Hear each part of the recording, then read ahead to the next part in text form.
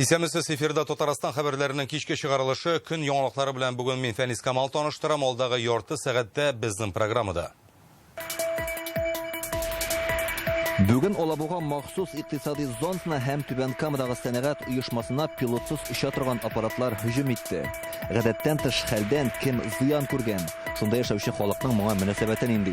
Урамда халык тыныч, үзебездә бер шулмыбыз яхшы булачагына ышанабыз. Көн дәвамында монда хәлне Илдар Сафиуллин күзәтте. Кагыйдә бозучы машина йөртүчене туктатам дип гомерен куркыныч астына куйган. 46 яшьлек Казан автоинспекторы хәзер сыргауханәдә дәвалана. Ул вакытта миңа инде угрозсыз давал туктамады да отбойникка китте да шунда машина бәрдерде. Хезмәтенә тугры калучы Фәнил Халилов турында Фәйрүзә Мәҗитова репортажы. Законсыз чүплекләрне юк итү, яр буйларын чистарту, агачлар утырту. Подъехали, скорее всего, это были, наверное, на транспортном каком-то средстве и сбросили отходы. Республикада санитар экология 2 айлыгы башланды. Бу хакта тулырак Алия Сабирова. Фатирсыз кала алалар. Суд булды. Усланда 2 тапкыр безгә менә минем квартирага хәзер түләргә әйттеләр. Больше 1,5 миллиона. Ни өчен буш маркваш бистәсендә яшәүчеләр социаль ипотекага имза куйганнарын белми кала һәм түләми. Бу хакта Алия Хайретдинова. Бу көннең төп темасы Алабуга белән Түбән Камада булган хәл. Татарстанның икътисади 2 шәһәренә пилотсыз очкычлар һөҗүм итте. Махсус икътисади зона территориясендә дроннар тулай торакка Түбән Камада нефть эшкәртү заводына юнәләләр. Республика рәисе Рөстәм Миннеханов бүген гадәттән тыш хәле булган урынга шәхсән килде. Көннең икенче яртысында да ул дроннар һөҗүменнән зыян күргән биналарны карады, аларның төзекләндерүчеләр белән аралашты. Тулай торакны тиз арада сафка бастыру бурычын куйды. Рөстәм Миннеханов Алабуга политех студентларына көчле һәм ватанпәрвәр булганнары өчен рәхмәтен җиткерә. Күрүемчә, сез куркып калмагансыз, сизгер, күзәтүчән һәм игътибарлы булырга кирәк, диде ул. Алабугадан Рөстәм Миннеханов Түбән Камага юл тота, монда предприятие җитәкчеләре белән киңәшмә уздыра. Гадәттән тыш хәл турында республика җитәкчелегенә иртән сәгате минуты белән хәбәр ителә. Рөстәм Миннеханов 8дә үк рәсми мәгълүмат җиткерде һәм Татарстан халкын коткыга бирелмәскә чакырды. Цитата: "Нык җимерелгән биналар юк, оешмалардагы эш туктатылмады. Алабугада кызганыч бина җимерелеп, зыян күрүчеләр бар, аларга кирәкле ярдәм күрсәтелә. Җаваплы хезмәтләр югары әзерлек дәрәҗәсендә тора", диде ул. Татарстан рәисе ассызыклаганча, хәзер тынычлык саклау иң мөһиме. Татарстан шәһәрләренә дроннар һөҗүме иртәнге сәгатьләрдә була. Түбән Камада зыян күрүчеләр юк, Алабугада исә табибларга 13 кеше мөрәҗәгать иткән. Иң мөһиме, бар кешедә исән, зыян күрүчеләрнең җәрәхәтләре җитди түгел. Көн дәвамында биредә безнең иҗат төркеме дә эшләде. Алар хәбәр итүенчә, икътисади зонага керү юлында бүген иминлек чаралары нык көчәйтелгән. Шуннан кала башка эшчәнлек гадәти режимда алып барыла, тулырак Илдар Сафиуллин. Хәзер без Алабуга махсус икътисади зонасының контроль кирү пунктында монда барлык транспорт чараларын җентекләп тикшереп кертәләр. Йөк автомобильләре белән беррәттән җиңел машиналар да игътибар үзәгендә. Хәтта монда эшләп көн саен кирип чыгып йөрүче кешеләрне дә бары тик тикшереп кенә кертәләр. Сак хезмәте коралланган һәм алар көчәйтелгән режимда эшләй. Пилотсыз очкычларның Татарстан объектларына һөҗүме турындагы беренче хәбәр иртәнге 8 сәгать 12 минутта чыкты. Шушы вакытта социаль челтәрләр һәм телеграм каналларда вакыйга шаһитларыннан беренче кадрлар тарала башлады. Видеороликта күренгәнчә дрон бинага төшеп шортлау тавышы яңгырый. Автор хәбәр иткәнчә, бу Алабуга була. Фотосурәтләрдә исә Алабуга махсус икътисади зонасындагы җимерек тулайтрак һәм предприятие кадрлары. Шәһәр халкы бу турда интернет аша белгән. Рәйхан апа Мустафинага иртән иптәш хатыны шалтырата. Эшкә әзерләнеп чыгып барган ишектән Мөслимнән үземнең якын дус шул шалтырата. Рәйхан акаем хәлләрен ничек әйбәт. Мин әйтәм, сездә бит дрон шартлаган икән. Мин әйтәм, синнән ишетәм, Венера җаным бәгърем. Мин бүген автобуска утыргач инде тотынды яңалыклар. Включать итеп куйган водитель. Шуна киттек сөйләшеп бөтен автобус шушы теманы күтәреп алды. Алабугада яшәүче Владимирның эте белән иртән йөрергә чыккан вакыты була. Ул шартлау тавышын ишеткән. Я его видел, этот самолет. Он летел над парком. Это было в 6:12. А 6:17 я посмотрел, был взрыв. Дроннар һөҗүме белән килеп чыккан хәлдән соң Олабуга махсус икътисади зонасы генераль директоры Тимур Шаһивәлиев телеграм-каналга видео урнаштыра. Ул искәрткәнчә пилотсыз очкычлар НАТО илләре җайланмалары белән җиһазланган. Ләкин безне моның белән генә куркытып булмый ди ул. Эти беспилотники были оснащены. Әлеге пилотсыз очкычлар НАТО илләре җайланмалары белән җиһазландырылган. Алар кемне куркытырга теләде икән? 1815 елда Парижны, 1945 елда Берлинны алган буын дәвамчыларын куркыта алмаячаклар. В 1815 году брали Париж, а в 1945 году брали Берлин. Не получится. Татарстанның сәламәтлек саклау министрлыгы дроннар һөҗүменнән соң зыян күрүчеләр турында рәсми мәгълүмат җиткерде. Башта табибларга 6 кеше мөрәҗәгать итә. Көн дәвамында бу сан бераз үзгәрде. Хәзерге вакытта без Алабуга районының үзәк хастаханәсе янында көндезге сәгать 1дәге мәгълүматлар буенча махсус икътисади зонда иртән булган гадәттән тыш хәлдә 13 кеше зыян күргән. Аларны монда алып килгәннәр. Ул студентлар, араларында икесе балих булмаган. Медицина тикшерү узганнан соң аларның 5-сен өйләренә кайтарып җибәргәннәр. 8-е хастаханәгә салынган. Аларның гомеренә бернинди куркыныч та янамый. Барлык тиешле медицина ярдәме күрсәтелә. Бүген Түбән Кама халкы өчен дә иртә күңелсез хәбәрдән башланды. Рамил Моллин ТАСС агентлыгына белдерүенчә, нефть эшкәртү заводына һөҗүм иткән очкычны радиоэлектрон көрәш системасы зарарсызландыра. Самолет тибындагы дрон шартламый, янгын чыкмаган. Бөтен хезмәтләр дә эшли ди район башлыгы. Ул социаль челтәр аша халыкка мөрәҗәгать итеп, тынычлык саклауларын, коткыга бирелмәүләрен сорады. Ике шәһәрдә бүген гадәти режимда яши, предприятиеләр элеккечә эшли. Урамда халык тыныч, үзебездә борчылмыйбыз, яхшы булачагына ышанабыз. Паники нету. Бераз борчылсак та коткыга бирелмибез. Да. Тыныч. Тыныч. Россиянең тикшерү комитеты Белгород өлкәсе, Татарстан һәм Донецкига һөҗүм итү фактлары буенча тикшерү уздырачак. Белгородны Украина хәрби көчләре утка тоту нәтиҗәсендә 9 кеше зыян күргән, берсе авыр хәлдә. Барсына да медицина ярдәме күрсәтелә. Пилотсыз очкычлар Татарстанга да һөҗүм ясады, зыян күрүчеләр бар дип яза комитет вәкилләре. Тикшерү комитеты әлеге хәлләрне анализлап, бу җинаятьләрне кылуга бәйле затларны ачыклаячак. Алабугадан Илдар Сафиуллин, Алмаз Зиятдинов, Яңа гасыр каналы. Халык арасында кутку тарату һәм кешеләрне куркыту Алабуга белән Түбән Камадагы һөҗүмнәрне белгечләр шул максаттан башкарылган дип фаразлый. Алар душманны явыз, аяусыз һәм әхлакый нормалардан тайпылып киткән кешеләр дип атады. Сәнәгать оешмалары хәрби предприятиеләргә түгел, гади студентлар яшәгән тулай торакка һөҗүм ясауны башка сыймаслык вакыйга диләр. Мондый хәлләрнең безнең халыкны берләштерүен ассызыклыйлар. Халыкның инде шундый катлаулы заманында илгә авырлык килгәндә бердәм булуы, ул инде тарихның кайсы гасырын карасаң да нәкъ шушындый нәсел яшәгәне күренә. Шуның өчен инде Алла берсе шушы безгә башка төшкән сынауларны да җиңербез дип һич шиксез. Это попытка, скорее всего, нас напугать. Бу безне куркытырга теләп башкарылган эш. Тик алар әлеге максатына ирешә алмаячак. Минемчә, бу Украина кораллы көчләренең куркытырга теләве түгел, көнбатыштан түләнгәнчә акча өчен шундый адымга баручыларның эше. Мондый хәлдән соң безнең ачуыбыз, каршы торуыбыз гына арта, тик курку хиссе барлыкка килмәй. Атаки, которые были в Москве, в Белгороде, теперь получается в Татарстане. Мәскәү Белгородка хәзер Татарстанга булган һөҗүмнәр безне душманга каршы берләштерә генә. Без бу очракта буйсынырга ярамаганлыгын аңлыйбыз. Алар әхлакый таләпләрне үтәми. Шуңа күрә без бергә булганда душманны җиңеп чыгачагыбызга ышанам. Эта атака они пытались добиться устрашения народа. Бу һөҗүм белән кешеләрне куркытырга теләделәр, ләкин Крокустагы соңгы хәлләрдән күренгәнчә, безнең халык кайгы килгән чакта киресенчә берләшә һәм мондый вакыйгалар барыбызны да көчлерәк итә. Какой-то общей угрозы, и тем самым, наоборот, мы становимся только сильнее. Я, конечно же, призываю, во-первых, не паниковать всех жителей. Мин республика халкына мөрәҗәгать итәм, коткыга бирешмәсәк идем. Алар безнең балаларыбыз, якыннарыбыз, туган җиребез өчен куркып торсын дип тырыша. Бу кешеләр үз җәзасын алыр дип уйлыйм. Бу гади халыкка бер гаепсез кешеләргә карата башкарылган һөҗүм, аны оештыручылар астыртын эш итә, тик без аларга каршы тора алачакбыз. Бүген федераль экспертлар әнә шундый фикерләрен җиткерде. Мы имеем дело с очень подлым противником. Мәкерле дошман террорчы кебек астыртын шите, ачыктан-ачык көрәшми. Алабугада хәрби объект яки сәнәгать оешмасына һөҗүм итмәгәннәр бит. Дрон гади тулайтракка юнәлтелгән.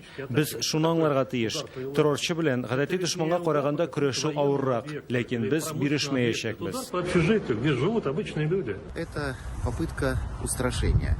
Безнең төбе һәм ил халкын куркытырга телиләр. Эшче яшьләр яшәгән тулай торакка һөҗүм иткәннәр бит. Ә ул студентлар бик мөһим юнәлештә хезмәт куя. Аларны шушы югары технологияле, мөмкинлекләре күп булган тормактан китәргә мәҗбүр итәргә тырышалар. Без моңа бары тик берләшеп, тагын да ныграк эшләп кенә җавап кайтарга тиеш. Нам остается ответить, как всегда, нашим сплочением и еще большей работой на благо нашей страны. К сожалению, данная атака привела к тому, что пострадало мирное население. Кызганыч бу һөҗүм нәтиҗәсендә гади халык зыян күрде. Ул Украина хөкүмәтенең террорчылык асылын күрсәтә. Ә без бу хәлдән соң махсус хәрби операциядә ахырга кадәр көрәшергә кирәклеген аңладык. Специальную военную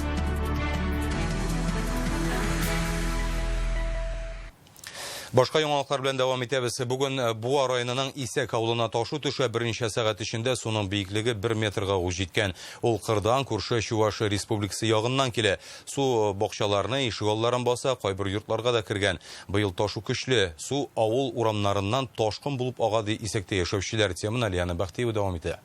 Шушы йортта мондый хәлне күргәнебез юк. Исәк авылында ташу көндезге сәгать 11ләр тирәсендә башланган. Кар сулары кырдан шавылап төшә. Мондый күренеш башка елларда да күзәтелә, әмма быел аеруча көчле.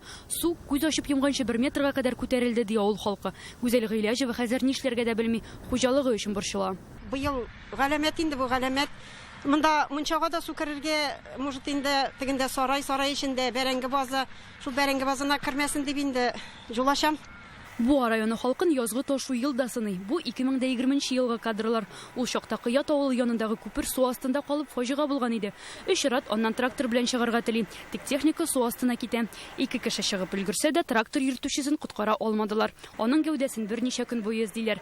Язгы ташу белән елда көрәшәбез ди Исәк авылында яшәүче Равил Нуруллин. Быелгы ташудан соң дамбаны төзекләндерергә кирәк булыр дигән фикердә ул. Дамбалар тигезләнгән. Шуның өчен су бу якка бәрә, теге якка китә алмый. Хәзер Исәк авылының 25 йорты олы юлдан бүленгән. Авыл халкы су китсен өчен канау казый. Аларга ярдәмгә экскаватор да җибәргәннәр. Нәтиҗәдә бердәм тырышлык белән ташуның тизлеге кими. Җирле җитәкчеләр җитди зыян күрүчеләр юк дип хәбәр итә. Буа районыннан Лән Бәхтиев, Рөстәм Әхмәдуллин, Илнур Кадыров, Яңа гасыр каналы. Яршаллы халкы шәһәрдә яңгыр суы кыюлары аз дип зарлана. Бу хакта бүгенге киңәшмәдә Наил Мәгдиев хәбәр итте. Әлегә шәһәр буйлап 6 гидротехник корылма эшли. Бакчачылык ширкәтләренә аерым игътибар бирәләр. Монда көндәлек кизү торалар. Наил Мәгдиев халык шикаятләренә тиз арада җавап кайтарырга да өндәде. Моннан тыш бюджет оешмаларына кар эреп милеккә, юлларга зыян китергән очракларны күзәтеп барырга һәм тиз арада проблеманы хәл итәргә кирәклеген дә ассызыклады. Снег нужно вывозить, у нас эта схема отработана.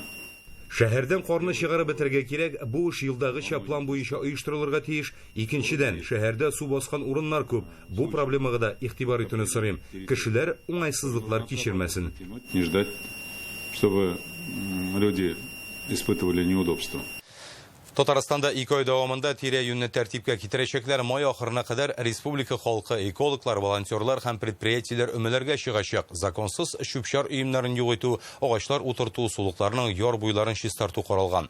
Кайбер районнарда бу эшкә инде кирешкәннәр дә узган ел 8 меңнән артык хукук бузучылар да теркәлә, күбесе законсыз чүплекләр белән бәйле. Халык һава сыйфатыннан да еш зарлана башлады. Бүгеннән аның үрнәкләрен тикшерү нәтиҗәләре белән һәркем таныша ала. Тулырак Олия Сабирова. Как мы видим, опять сброс отходов, да, строительный мусор. Казанның Локомотив пляжы янындагы әлеге законсыз чүп-чар өеме мартта ачыкланган. Аның турында халык контроле порталында калдырылган мөрәҗәгатьләрдән соң белгәннәр. Урында төзелеш һәм көнкүреш калдыклары. Күрәсең, монда аны яндырып та караганнар. Инспекторлар хукук бузу очрагын теркәгән инде. Кто-то просто заехал после таяния снега, потому что дорогу уже открылась, если можно посмотреть. Кар эрегәннән соң кемдер монда машина белән килеп чүпне ташлап калдырган. Җир участогы хуҗасына аны җыештыру турындагы кисәтүне җибәрдек инде. Путем ликвидации несанкционированного складирования отходов. Язын кар эри башлауга калдыклар җир өстенә чыга. Бу ел сайын шулай. Алда зур эме. Республикада санитар экология 2 айлыгы башланды инде. Главным итогом этой совместной работы в рамках двухмесячных должны стать чистой и благоустроенной территории. Былтыр язын чисталык 2 айлыгы дәвамында белгечләр тирә-юньне пычратуның 8,000 очрагын теркәгән. Аның 5,000 ярымы законсыз чүп-чар өемнәре. Штраф күләме 70 миллион сумнан артып китә. Быелның 3 аенда экологлар 1000гә якын мөрәҗәгать алган. Иштән бире кабат чүплекләр белән бәйле. Халык контролендә берничә ел чистартылмаган шундый өемнәр турында гаризалар әле дә бар. Свалка Долгожитель в Советском районе Казани. Казанның Совет районындагы чүп өемнәре 2021 елның апреленнән бирле җыештырылмаган. Вахит районындагысы турында да мөрәҗәгать халык контроле порталына 2022 елда ук урнаштырылган. 2 ел эчендә район хакимиятендә үз территорияләрен тәртипкә китерү өчен мөмкинлек тапмаганнар. Татарстанның чиста урманнары акциясе барышында урман территорияләрен чүп-чардан һәм кыры үләннән арындырачаклар. Мәгълүмати илмә такталарны ремонтлап, ял итү урыннарын төзекләндерәчәкләр. Безнең как раз наш пожарлардан саклау чаралары да булып тора. Шушы ук мероприятиеләр. Чөнки инде ул шул урманнардагы чүпләр, анда инде теге ялган агачлар, ал барысы да шу яңгын чыганагы булып тора. Әгәр дә яңгын чыкканы очракта да аны анда янырга бер материал булып тора. Ел башыннан республика буенча һава сыйфатыннан зарланып 300дән артык шикаят килгән. Хәл аеруча Казанның төньяк районнарында катлаулы. Мартта гына авиатөзелеш районында күкертле водород күләме 11 тапкырга арткан була. Һава үрнәкләрен алу нәтиҗәләре белән хәзер онлайнда танышып була. Һава чисталыгын контрольдә тота торган автоматлашкан станцияләр мәгълүматы һәркем өчен ачык. Олия Сабирова, Владимир Гурьянов, Яңа Гасыр каналы. Казанда юл йөрү кагыйдәсен бозган машина йөртүчене туктатам дип үз гомерен куркыныч астына куйган инспектор әле һаманда хастаханәдә дәвалана. Бүген безнең аның белән аралашу мөмкинлеге булды. 46 яшьлек Фәнил Хәлилов 12 ел шушы хезмәттә. Әмма мондый машина йөртүчене әле беренче тапкыр очратуы. Ул аны машина ишегенә тотынып, асылынып барган килеш кызу тизлектә өстерәп бара һәм бер вакыт юл читендәге коймага да китереп кыса. Шунда инспекторның аягы сынада инде. Аның белән бүген Фәрүзә Мәҗитова очрашты. Менә инде 5нче көн ул култык таягы белән йөрергә өйрәнә. Уң аягы сынган һәм уң як җилкәсе җәрәхәтләнгән. Фәнил Хәлиловны җомга көнне 7нче шәһәр хастаханәсенә салганнар. Нәкъ шул көнне эштә вакытта аның белән әлеге хәл килеп чыга. Мин ул вакытта хезмәттә идем. Машина туктаттым. Ул туктамады. Шул машина артына киттек. Туктатырга водитель янына килгәч, мен айттым, мин сотрудник дип, тукта, машина чык дип. Ул вакытта мин тотындым машинага. Ишектән тотындым, стойкадан. Но бул водитель, ул китте, тыңламады мине, китте машина. Менә ул вакытта миңа инде угроза создавал. Менә ул кадрлар. Автоинспектор кагыйдә бозучы йөртүченең Жигули машинасына тотынган килеш юлдан сөйрәлеп бара. Бу видеоны Фәнил Хәлилов хастаханәдә хәле яхшыра төшкәч кенә караган. Ул чакта минем өчен иң мөһиме әлеге автомобиль йөртүчене туктату иде ди, чөнки башкаларга да куркыныч янаганын белгән. Шуңа үзе турында уйлап та тормый. Бу бит минем эш, бу андый водительләрне, шуны машиналарны юлдан алып куярга кирәк. Андый машиналар водительләр йөрә алмыйлар. Ярамыйлар. Тем более опасное вождение. Бу хәл сезне нәрсәгә өйрәтте? Хезмәт итәргә барыбер кирәк инде, но более безопасно. Хастаханәгә эләккәч тә хезмәттәшләре аңа даими шалтыратып тора. Татарстанның ЮХИД идарәсе җитәкчесе Рөстәм Гарипов шәхсән хәл белешкән. Чөнки Фәнил Хәлилов иң җаваплы хезмәткәрләрнең берсе. 12 ел буе эшли. Бу чорда төрле хәлләр булган, тик мондый беренче тапкыр ди. Фәнил Хәлиловның үзенең дә 21 яшьлек улы бар. 16 яшьлек үсмернең машина йөртү таныклыгы да булмаган килеш рульдә үзен шулай тотуын ул берничек тә аңлата алмый. Яңа Савин районы суды шимбә көнне егетне 2 айга ирегеннән мәхрүм итте. Җинаять эше кузгатылган. Тикшерү бара. Ул 10 елга кадәр ирегеннән мәхрүм ителергә дә мөмкин. Мондый кагыйдә бозучылар сирәк очрый ди Фәнил Хәлилов. Водительләр әйбәт. Әйбәт җирләр, ну, исключение бар инде. Бик часто түгел бар шундый. Җилкәсе инде авыртмый, аягы да тиздән төзеләчәк ди табиблар. Озакламый аны өенә чыгарачаклар. Фәнил Хәлилов савыккач кабат хезмәткә юлдагы тәртипне сакларга керешәчәк. Фәрүзә Мәҗитова, Данил Филатов, Яңа Гасыр каналы. Югары Ослан районы Буш Маркваш бистәсенең урманлы урамында урнашкан йортта яшәүчеләр фатирсыз калырга мөмкин. Шунда ки 2011 елда аларның барак тибындагы йортын сүткәннәр иске фатир хуҗаларын яңа йортка күчерәләр. Аны дәүләт торак фонды төзи. Миликчеләр белән социаль ипотека килешүе төзелгән, түләү графигы да билгеләнгән. Хәзер фатир хуҗалары бу килешү турында белмәвен әйтә. Яңасын искесе урынына биргәннәр дип уйлаганнар имеш. 12 ел эчендә кайберләрнең бурычы 1,5 миллион сумга җиткән. Фатир мәсьәләсенә Алия Хәйретдинова ачыклык кертергә тырышты. Здесь вот была улица Центральная, здесь находился дом номер 10. В этом доме жила моя свекровь Измайлова Тамара Михайловна. Она проживала в этом доме, который не был признан аварийным. Үйләре күптән сүтелгән булса да, бурычлары артканнан арта. Барак йортта яшәгән фатир хуҗасы Тамара Измайлова моннан 3 ел элек бакыйлыкка күчкән. Хәзер аның җыелган әҗәтләре өчен улы һәм килене җавап тота. Баракны 2011 елда сүттеләр ди килене Наталья. Шул вакытта Тамара Измайлова яңа бер бүлмәле фатирга күченә. Подписала, вот ей дали, что дома была одна. Подписала. Можно сказать, ну не глядя. Кулына нәрсә тоттырганнар шуңа имзасын куйган инде ул. Социаль ипотека килешүе дип белмәгән. Без янында булмадык, киңәшләшеп эшләнгән хәл түгел. Күптән түгел судтан хат килеп төште. Имеш аның социаль ипотека буенча 1 миллион 300 мең бурычы җыелган. Түләүләр графикада, кулыбызда бернинди документ та юк. Кайчанга кадәр түләргә икәнен белмибез. Что вот с такого года, по такой год мы должны поплатить такую сумму вносить. Вот не было такого документа. Тамара Измайлова график буенча түләмәгән булып чыга. Килененең сүзләренә караганда, ул социаль ипотека килешүенә кул куйганын белми дә калган. 2 елдан соң Дәүләт торак фонды бурычлы милекче белән фатирны найм шартларына күчерү турында өстәмә килешү төзи. Айына пенсионер фондка 300 сум тирәсе акча түләргә тиеш була. Бу килешү 5 елга төзелгән. Шуннан соң аны озайтмаганнар. Шул рәвешле 2015 елда социаль ипотека килешүе яңадан үз көченә керә. Аның белән Тамара Измайлованың бурычы да кабат арта башлый. Хәзер ул 1 миллион 300 мең сум. Указанный дом, тут по улице Центральная, дом 10, в рамках республиканских адресных программ по переселению граждан из аварийного жилищного фонда не расселялся. Баракны кем сүткән дә, анда яшәүчеләрне яңа фатирларга кем күчергән. 2011 елда җир белән тигезләнгән йорт әле дә кадастр карталарында исәпләнә. Төзелеш министрлыгында яңа йортка күчүчеләр булмады дип җавап бирәләр. Дом юридически существует, но Юридик яктан караганда йорт әле дә бар дип исәпләнә. Бу хакта хәтта Төзелеш министрлыгыннан хат алдык. Йорт авария хәлендә түгел, аннан беркемне дә күчермәделәр дип җавап бирделәр. Әмма аны сүткәннәр йорт торган җирдә бушлык. Милекчеләр исә фатирсыз калды. Иске булса да үзләренеке иде. Оказались без своей собственности. Ул вакытта бараклардан 17 кешене күчергәннәр. Социаль ипотека килешүе турында белми калганнар да булган. Ну, конечно, сөендік. То, что бізге шуды үй салдылар инде. Менә шулай біз күчтік. Біз укымыйча подписать итеп, оказывается, анда даже на выкуп та язылган соципотека. Шулай. Беркем дә укымыйча біз ничек шунда беркем дә әйтмәде. Менә минем квартирага хәзер түләргә әйттеләр. Больше 1,5 миллиона. Когда дом снесли, Тамара Михайловна. Тамара Михайловнаның фатирын сүткәч, аңа 1 сум компенсация түләмәгәннәр. Кайбер кешеләргә ниндидер сумма бирелгән, аңа юк. Бездә моны раслаучы документ та бар. Анда 0 сум дип язылган. Ни өчен авария хәлендә булмаган йортны сүткәннәр? Ни сәбәпле барак хуҗаларының тораклары бәяләнмәгән? Шушы сораулар белән біз Югары Руслан районы башкарма комитетына мөрәҗәгать иттек. В 2011 году при благоустройстве пустых моркваш 2011 елда буш Моркваш бистәсендә 8 күп фатирлы иске барак бар иде. Рәсми рәвештә улар авария хәлендә дип танылмаган булса да, республика җитәкчелеге әлеге 8 баракны сүтеп, анда яшәүче кешеләрне яңа йортка күчерү, территорияны төзекләндерү турында карар кабул итте. Шул рәвешле бараклар сүтелә, яңа йорт салына. Милекчеләр белән Дәүләт торак фонды 2 яклы килешү төзеде.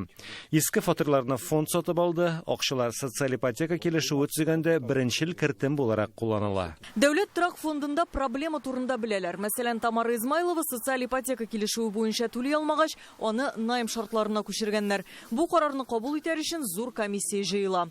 Дәүләт торак фонды белгечләре булган бурычлар турында хәбәр итеп торабыз дип ышандырдылар. Әмма буш Моркваш бистәсеннән графикны үзгәртергә теләүчеләр булмаган. Информация о задолженности. Бурыч турындагы мәгълүмат социаль ипотека алучыларның шәхси кабинетларында һәм Татарстан дәүләт хезмәтләре порталында чыгыла.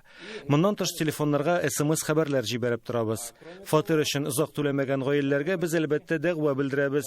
Моңа да игътибар итмиләр икән, судка мөрәҗәгать итәбез.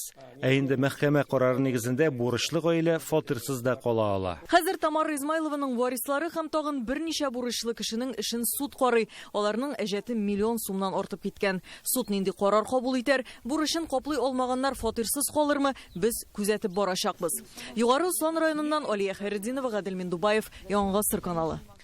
Бүген Россия белән Белоруссиянең берләшү көне 1996 елда ике ил президенты бу турда килешү төзи, әлеге дата уңайыннан Казанда тантаналы чаралар үтте. Татарстан халыклар дуслыгы йортында бер тарих, бердәм юл дип аталган фотокүргәзмә ачылды. Ул бер атна буе эшләячәк. Сүрәтләрдә республика рәисенең Минскка, ә Белоруссия президентының Казанга сәфәрләре, шулай ук Татарстан мәдәнияте көннәре кысаларында безнең сәнгать коллективларының чыгышлары һәм иҗтимагый оешма вәкилләренең очрашулары да тасвирланган. Шуннан да хәзерге вакытта Россия белән Белоруссиянең мөнәсәбәтләре ул инде чын мәгънәсендә дуслык һәм иң матур күләмдә алып барыла торган эшләр. Һәм монда экономик мөнәсәбәтләр белән бергә мәдәни мөнәсәбәтләрендә бик без алга таба барганын күрәбез. Һәм хәзерге вакытта менә белорусларның шушы үзебезнең Казаныбызда, Татарстаныбызда эшләгән автономияларның бик актив эшчәнлек алып барганлыгын күрәбез. Бәйрәм концертында Татарстанның һәм Белоруссиянең мәдәният хезмәткәрләре чыгыш ясады. Монда халык җырлары яңгырады. Тантаналы чарага Беларусь Республикасының Россиядәге илчелеге вәкилләре дә катнашты. Алар билгеләп үткәнчә, безнең илләр арасында хезмәттәшлек елдан-ел ныгый. Узган ел товар әйләнеше 1 миллиард доллардан артып киткән. Аны икеләтә арттыру планы да бар. Белоруссия президенты Александр Лукашенко берләшү көне уңайыннан сәламләү хаты җибәргән, аны кунаклар укый.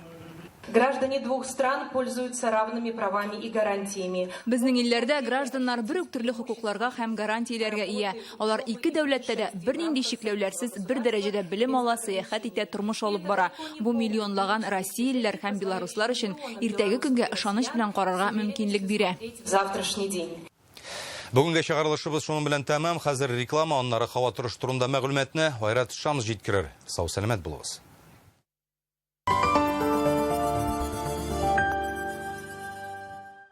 ЖК «Новый свет» от Акбарсдом. Квартиры с патио и террасами от 18 тысяч рублей в месяц. Акбарсдом, дом там, где мы. С большими гастролями Хакасский национальный драматический театр имени Александра Топанова на сцене Татарского государственного театра драмы и комедии имени Карима Тинчурина. Ждем вас! Билеты на сайте театра. Забота о себе начинается с малого. Больше гулять, работать в саду. А забота о финансовом здоровье начинается в офисах Центра Финанс. Воспользуйтесь акцией на деньги с ежедневным платежом 0 рублей для новых клиентов. Узнайте больше о том, как улучшить свое финансовое самочувствие в офисах Центра Финанс.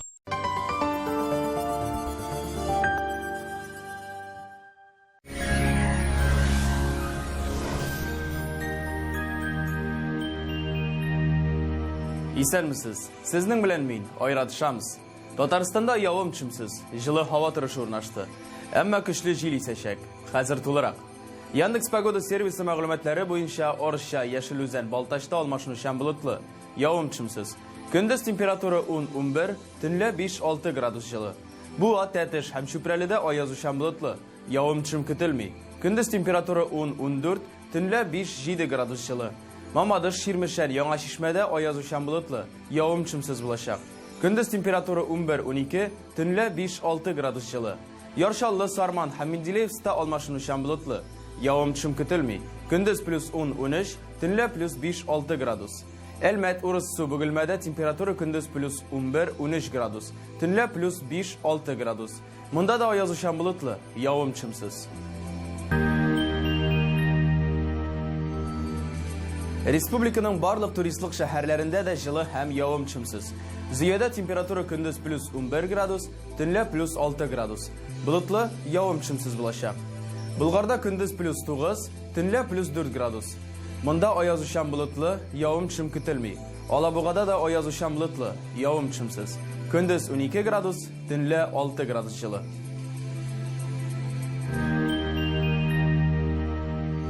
Татарстан башкаласында матур язгы көн фаразлыйлар. Көндез температура 10, төнлә 6 градус җылы. Атмосфера басымы 749 мм. Җил көньяктан, аның тизлеге секундына 7 метрга җитәчәк. Дымлылык 59%. Җирнең магнит кыры тыныч. Әлегә шулар. Сәламәт булыгыз.